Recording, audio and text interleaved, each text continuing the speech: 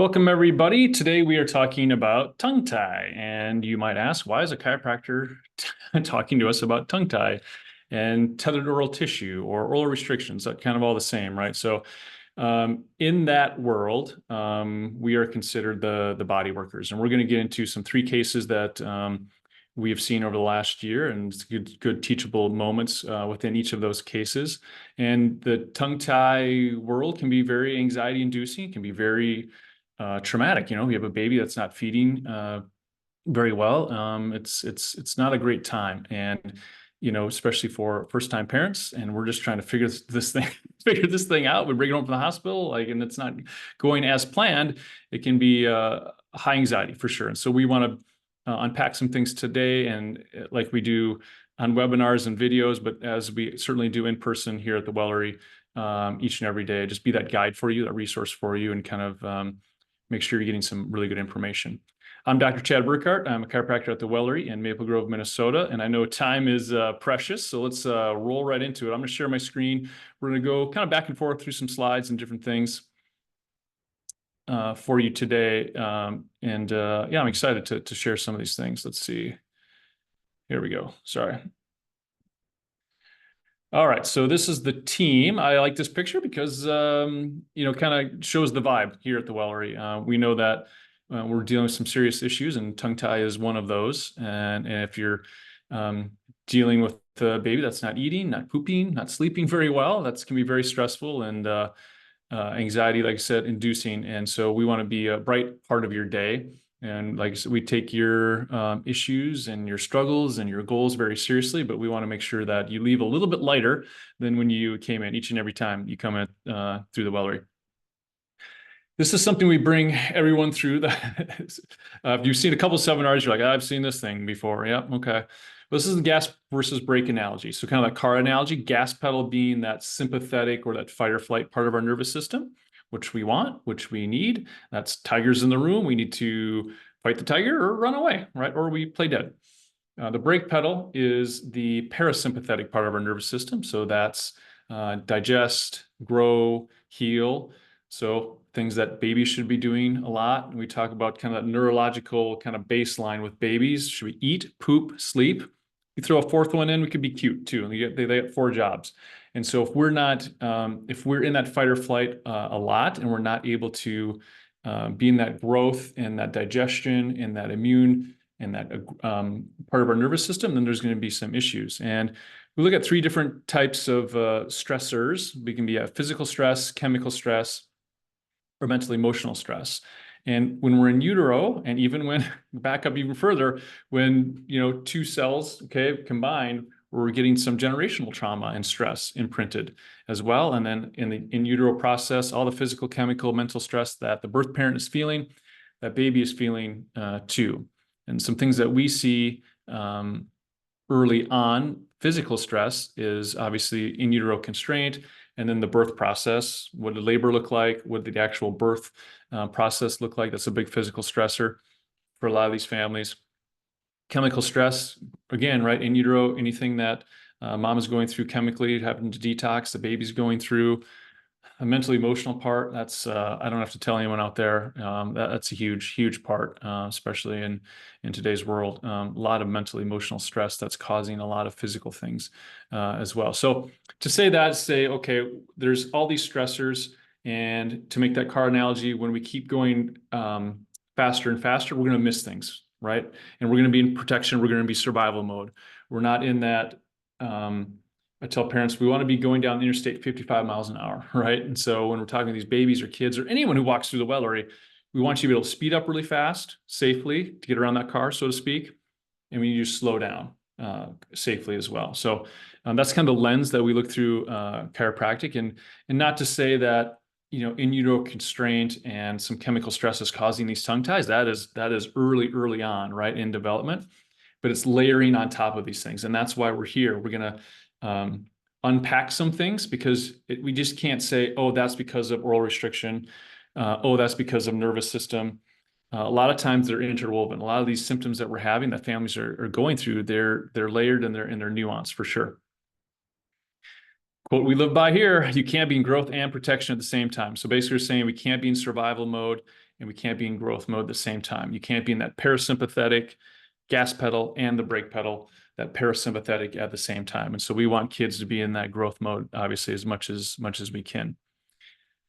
Here's some signs, symptoms of oral restrictions. This is by no means a complete list. This is some things that we see. Lip blisters, and so can have that white blistering along the lips. That's a sign that we're doing this. Okay, if this is mom or a bottle, right? We're just munching, right? And if you're a parent and if you've nursed, you've probably maybe have felt that before. And we're not. If this is the tongue, we're not drawing that in and creating that seal, right? And that's what it all comes about, that clicking, that smacking sound. When we have a good seal and everything's nice where it should be, we're not going to have those gaps in the seal and create those clicking or that smacking sound.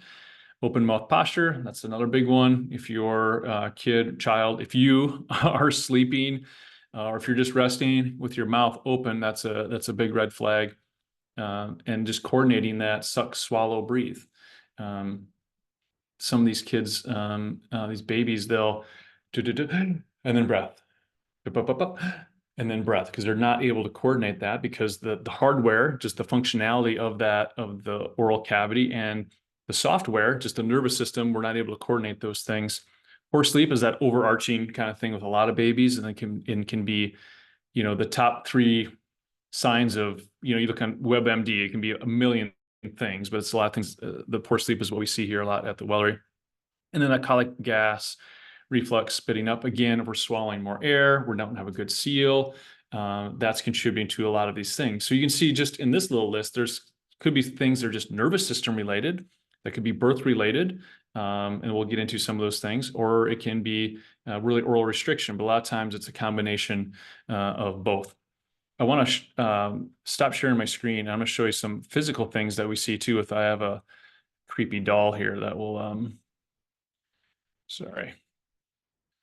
show you. Okay, so here's some physical symptoms. Okay, see this recessed chin. Okay, so again, okay, here's a good leeway. There's one piece of fascia that goes from our tongue all the way down to our feet. And so fascia is what gives us shape. It's a connective tissue. And we have multiple lines going different directions. And with babies, it's pretty obvious because they're just goo, right? They don't have gravity stress, they don't have postural stress, they don't have repetitive stress that are masking and compensating some of these things. So we can really see what's going on with the baby. So that recessed chin is one of them. You can see the upper lip, that we call it tenting, where it goes up and down. So again, that's restriction of that lip, pulling that up. A lot of times what we'll see is the baby has preference to one side. If it's extreme, you can call it torticollis. To me, it's just a preference. When the baby lays back in the car seat, it's turned to one side. When it's on tummy time, it's always turned to one side. When it's sleeping, it defaults to that one side. And that's a sign of that twisting, that torque, and the tension in the nervous system, where it's just more comfortable hanging out here. It can't really move. It doesn't mean that it can't move there. It just doesn't prefer to move to that other side because there's that pull happening. And again, from the nervous system stress that we see a lot in the birth process or in utero constraint, as well as that fascial system being torqued and twisted. Babies that are really tight, that have some of that myofascial torque in it, when they're on, well, if we can get them into tummy time, they usually don't like tummy time because they don't like being, on their stomach. They like kind of being kind of curled up and contorted and being held. But a lot of times you'll see that the knees aren't even, like they'll be twisted, like one knee has a lot of weight in it. And that's another sign of just tension. Again, we're layering on, right? We're not saying that all of this has caused oral restriction. We're saying these are some signs, and that's why I'm talking to you right now. Say, hey, we need to get this sorted out. Is this a nervous system thing? Is it oral restriction thing where we have awesome people we can refer you to? Or is it maybe a lot of times a combination of both? And so those are some of the physical signs that we see. And again, it's not an entire list, but there's some things definitely that this doll from Amazon can show us. All right, so let's get back. I'll share my screen.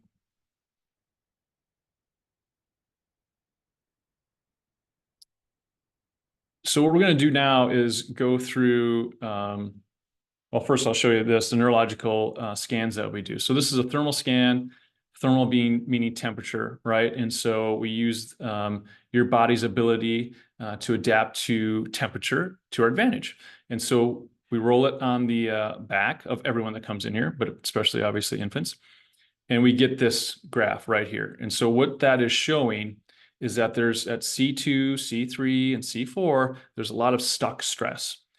The nervous system at those spots is not adapting to the environment. So we use that as a window in, saying, okay, let's check here first. And we don't need a fancy scan to say that, they're not eating, not pooping, not sleeping well, that there's some dysregulation going on, that there's something in that nervous system that isn't doing what it should be doing. But this is very good for us as practitioners, very good for the parents to see, okay, there's some physical data, like objective data that we can see, and then we can follow this through. And we'll get into some of the case studies where we can show you kind of how that looks before and after and during chiropractic care and release and all those things. So 3 case studies we're going to roll through, and this will be good teachable moments, some things we'll talk about in each one and some comparisons. So we had a tongue tie release with no pre or post body work. Again, that body work is that nervous system assessment. That's where the chiropractor comes in. We had another one we'll go through at body work, and we had myofunctional therapist, which is hugely important. You're gonna hear me say that a lot in the next 15 minutes of getting it properly assessed. And so this overlying theme, what we want to do is just making sure that we're getting the right people involved, and not we're just going to a pediatric dentist and they're like, oh, yeah, there's tongue tie. Oh, we can do it right now. Come on back. And we release that tongue, release that lip, whatever it is, without any nervous system evaluation, without actually getting a functional assessment, having a lactation or a myofunctional therapist get in the mouth and, okay, what can we do? What can't we do? And so a lot of times we have a little bit of time. We have a couple of weeks to unsort some things, get them pooping better, get them sleeping better, get some wins and get that nervous system on board so we can have some really good outcomes. And the third one is we feel is the gold standard, where we get some assessments done before and after that release. And sometimes we don't need a release, right? So some of these symptoms that we've already gone through, once we get adjusted, we do some functional things, we give some homework for the parents to do, and we're good. But a lot of times we do have some time. We do have a couple of weeks where we can sort some of these things out.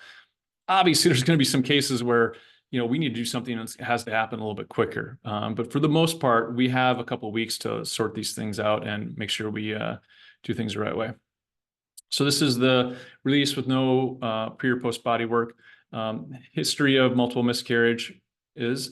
So again, we talked about those types of stressors within this list, right? We have physical, chemical, a lot of mental stress, and then the birth process itself. We had C-section, which again, life-saving. We're not knocking C-section. We're saying that's not great for a baby as we're bringing them out into the world, and we're not getting that slow, nice pump. And we say that first adjustment into the world. And again, I'm not saying this is causing the tongue tie. I'm saying it's layering on to that nervous system stress. And that's what we have to kind of sort through. And then we had antibiotics as well, which we know is a huge nervous system, brain, gut. You talk about not pooping, constipation, fussiness, all those things that antibiotics can really do a number on that. So he came to us at 11 weeks old, and they're very stiff, rigid baby, difficulty feeding, obviously, and not pooping. Well, 5 weeks prior to getting to us, they were released at a provider, just kind of that same day. Yep, I can see it. Let's get it released.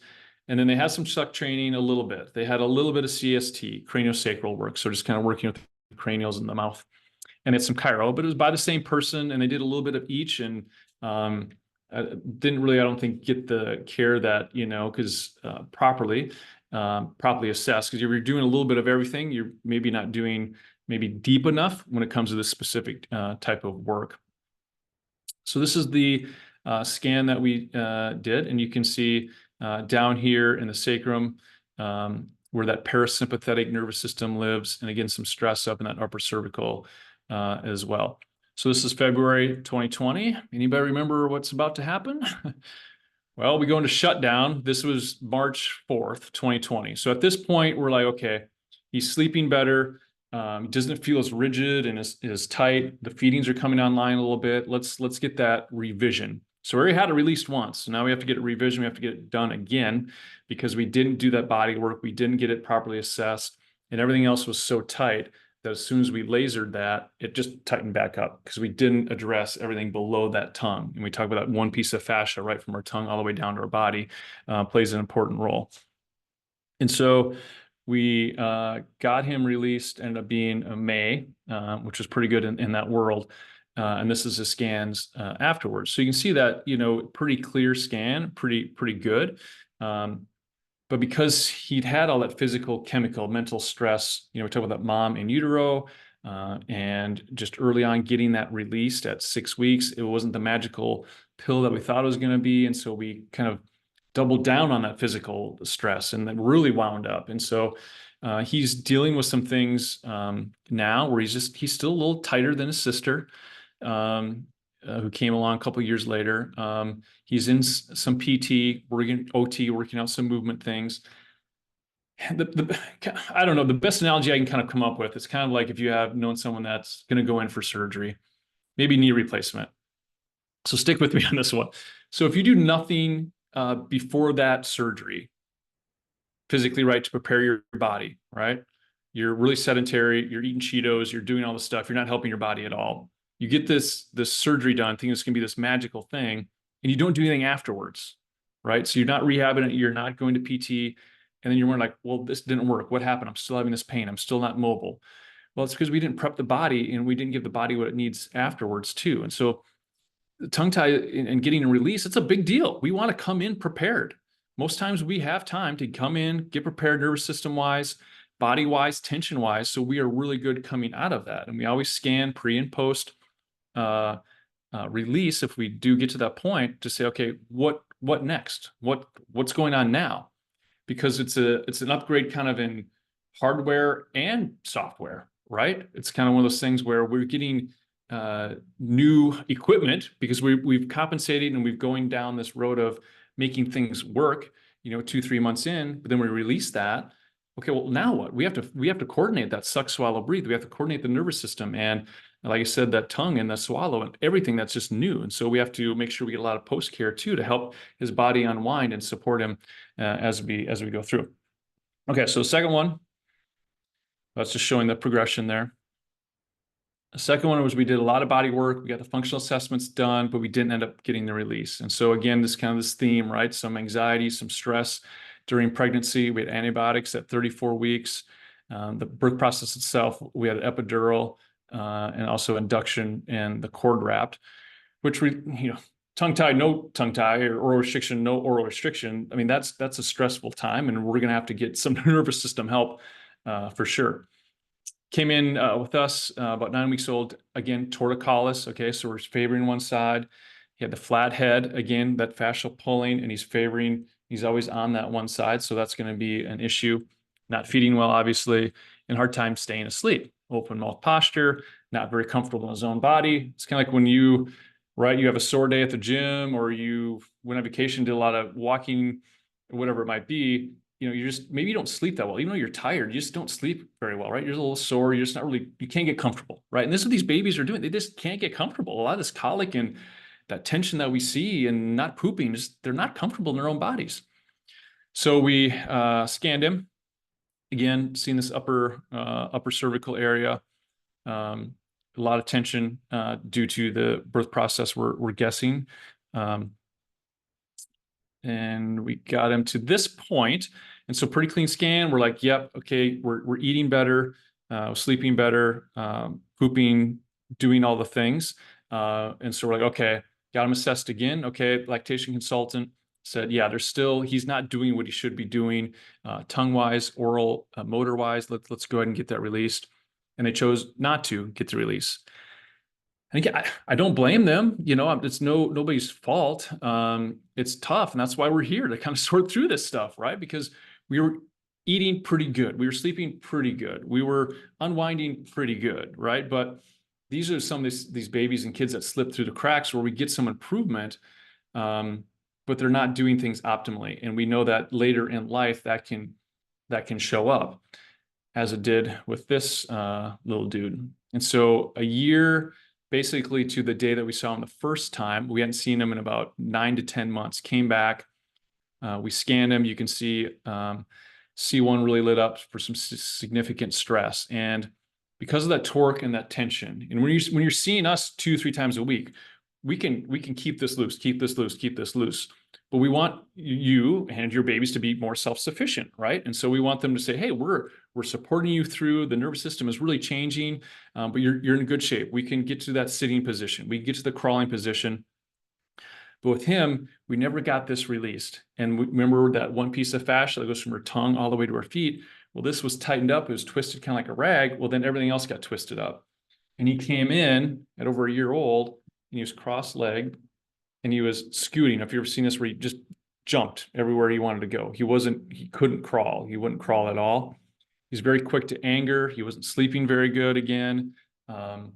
He was really behind on vocab. Not that I should have a ton of words, but he was just kind of pointing and grunting. And so this is kind of significance. If we really need that released, it should get done, because that's just going to tighten back up. And again, if I see you 2, 3 times a week, we can kind of hide some of that stuff, but if there's that tension left in there, eventually some of these things are going to show up.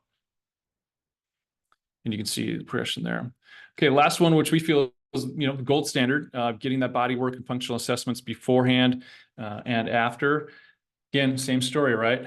Pregnancy, we're at bed rest at 21 weeks. We had multiple ultrasounds, born at 29 weeks. And, it's viable, right? But that dude is in survival. He's just trying to get to the next day. Those fighting gravity and lungs, that shouldn't be an issue right now at 29 weeks. We should cook a little bit longer, right? And get those things developed. But he had reflux, constipation. Parents said he just seems uncomfortable most of the time. And again, just to put more fuel on the fire, right? 48 hours of just constant drip antibiotics, a 2-week NICU stay. Again, we talk about mental, physical, chemical stressors, not only for this baby, for the whole family. And we get into that storm, and it just gets really tough for everyone, obviously. So she was going to go get it released, and I can't remember, it was a Facebook group or a friend said, hey, why don't you get him assessed first, right? Let's just see what he can do. And so he went to a myofunctional therapist, and that's how they found us. And we were able to get him scanned. You can see there's, a significant amount of stress, again, upper cervical, common area.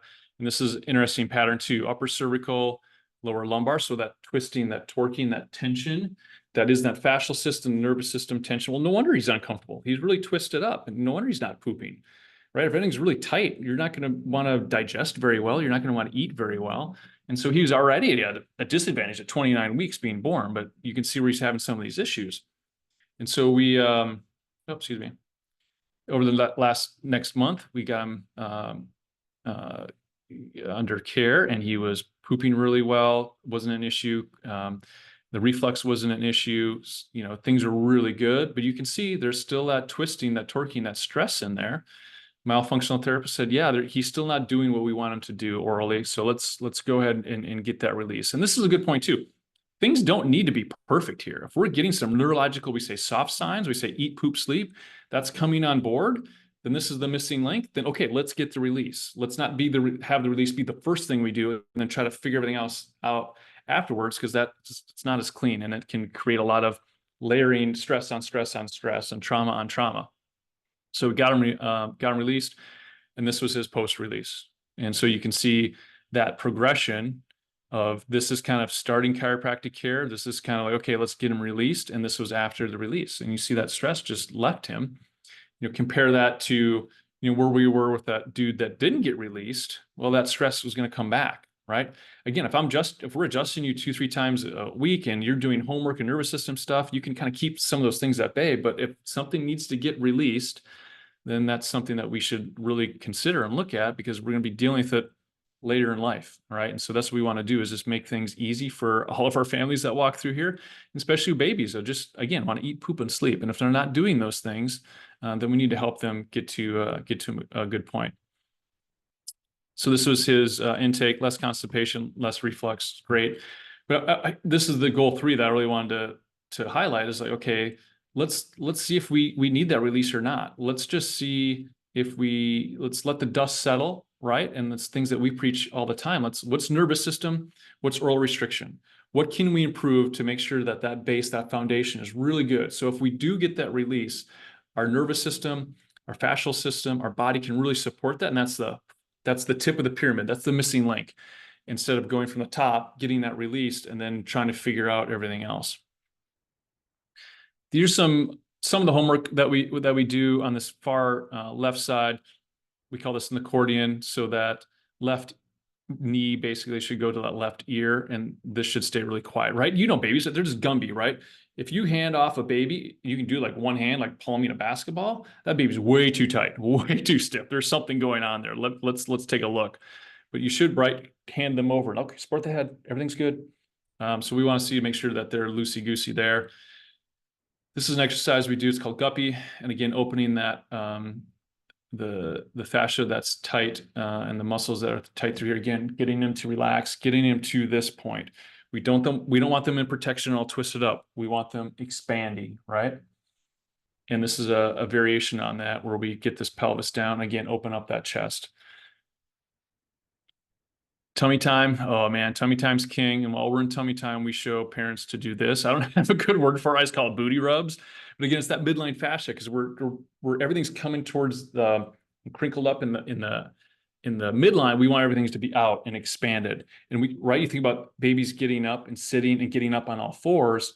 We don't want things to be twisted and contorted, right? We want things to be out here. So this is some of the things that we show uh, parents to do. And again, we're just bringing that fascia out.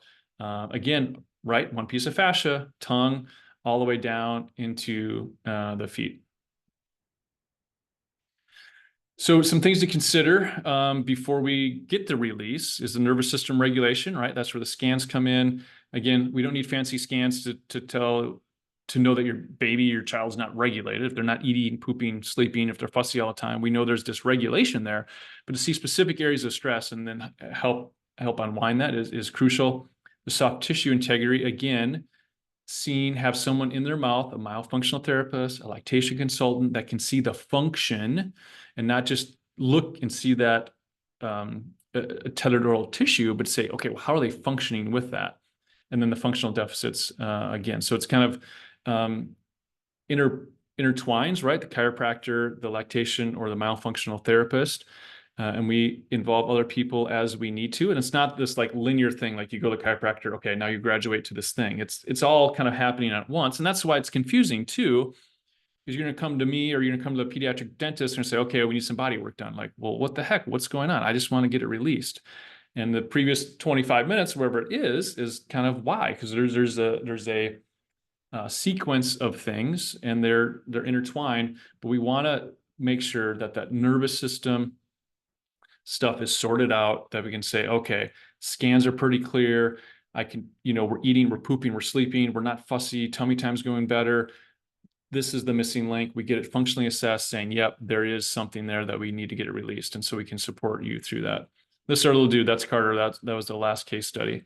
He's crawling and doing well, and we're still supporting him through those crawling phases. And he's walking a little bit now too, actually, now that I think of it. So it's awesome to see.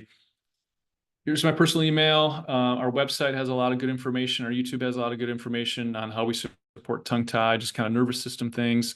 That's our number. Reach out anytime you want. We're happy to talk, happy to walk through this. We offer what we call free discovery calls, where if you're like, I don't know what's going on, you don't commit to anything, it's free. I'll just talk to you. As you can maybe tell, I love getting into these things, and it's things that we see every day. So we have lots of reps through these years, right? But you're coming into it, fresh, and we don't know, what's going on, and you need a guide to kind of help you through that. And that's what we want to be. We want to be there for you. So thanks for joining me again. Reach out if you have any issues and or questions, and continue the conversation. And appreciate you.